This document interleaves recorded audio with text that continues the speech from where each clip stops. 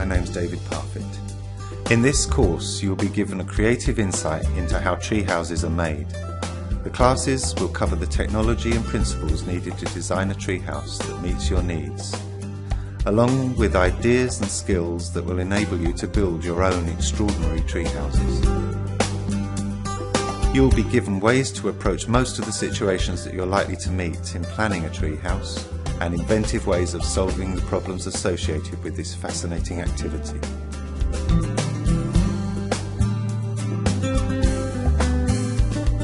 Tree houses are fantastic places. They're places for the imagination. They offer us a mysterious refuge from the everyday. A tree house will work its spell on you even if you don't climb into it. Just the promise of a secret space that you could escape to is a delight. Better still, climb into it and transport yourself into a simpler, more playful world. A good treehouse works on two levels. From the ground, it should look intriguing and quirkily inviting. It should add something to its surroundings. But then once inside, you should feel securely cradled in a small, separate world all of its own. To achieve both of these well, it's important to strike a balance between building a sturdy structure and allowing the peculiarities of the tree and the location to influence the design. The process of designing and building a treehouse is organic. No two treehouses are ever the same. The tree will have a big effect on the shape and the atmosphere of the structure. Having said that, there are many well-tried and tested techniques for building secure platforms in trees that will provide solutions to almost anything you might want to achieve. During this course, I will give you all the information that you will need to make a basic treehouse, one that will be adaptable enough for your tree to make its own, and for you to elaborate on to make a glorious treehouse. I will also offer suggestions on creative ways of customizing your structure.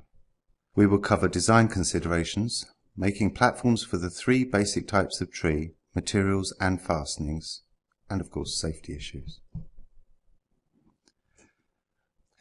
Making a treehouse is an opportunity to use appropriate technology and materials.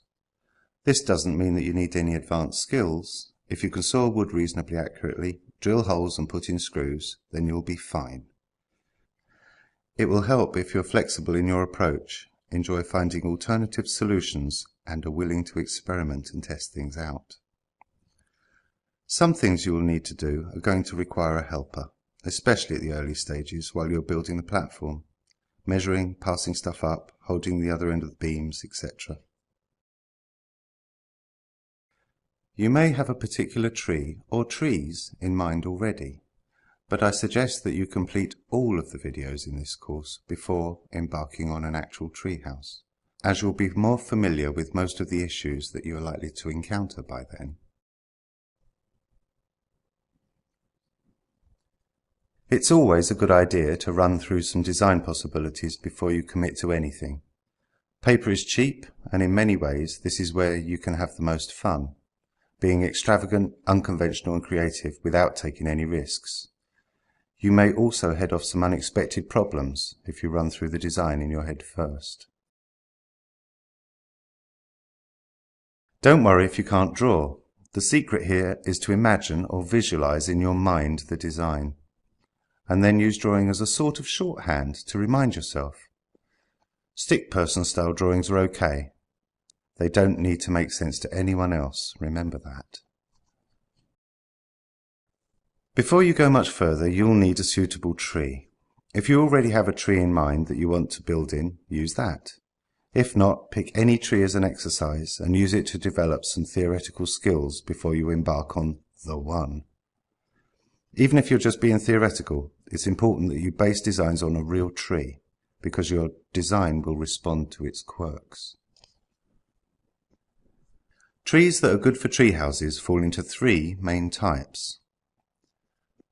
Single trunk trees that have no significant boughs other than the main vertical trunk.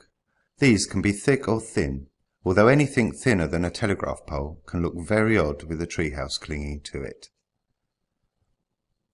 Trees that have forks in them, or more complex crowns of large boughs. This is the classic tree, just made for a treehouse. The more boughs the better. At its best, the treehouse is almost already there. Clusters of separate trees that can be bridged by a platform, including old coppice trees. Here the trees are used more like stilts. This is good for aerial walkways too. Each of these types of location have different considerations that I will deal with later, but for now it's enough to know that the tree you have in mind is one or other of these. A good look at your tree can tell you all you need to know about its suitability for a treehouse. Is it stable? Are its roots firmly anchored? Is it large enough to support the size of treehouse you have in mind?